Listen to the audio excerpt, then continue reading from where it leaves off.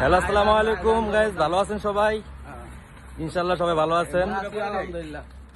তো আমরা আজকে সার্বিয়াতে, এখানে প্রচুর পরিমাণে গরম পড়ছে। তো আমাদের আজকে অফিস অফ ডে। তো এখানে আমরা সবাই মিলে বাজারে গেছি। তো বাজারে আমরা অনেক কিছু নিছি, কিন্তু এখানে সবচেয়ে একটা দামি ফল কিনছি, যেটা হচ্ছে তরমুজ, যেটা বাংলাদেশে এখন নাই।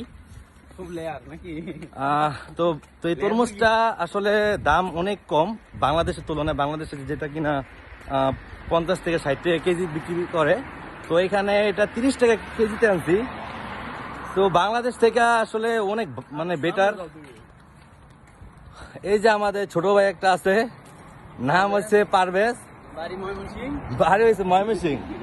সে খুবই ভালো একটা ছেলে। আসলে তরমুজটা আনছি, অনেক গরম পড়ছে, তাই সবাই মিলে খাবো। তো এখন এটার দামটা খুবই সীমিত।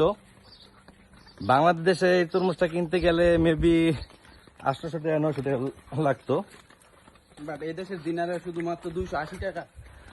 আর এখানে যেটা কিনা এখানে ফলন হয় না, খুবই কম ফলন হয়। তো এখানে দাম অনেক কম বাংলাদেশের তুলনায়।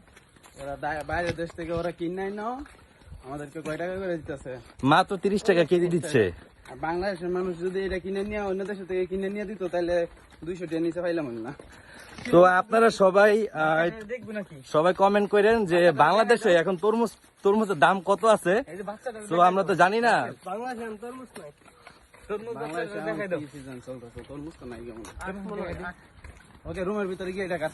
ওকে, আমরা এটা রুমের মধ্যে যা কাটতেছি সেটা ইনশাল্লাহ ভিডিও করে দেখাবো। তো সবাই ভালো থাকেন, আসসালামু আলাইকুম।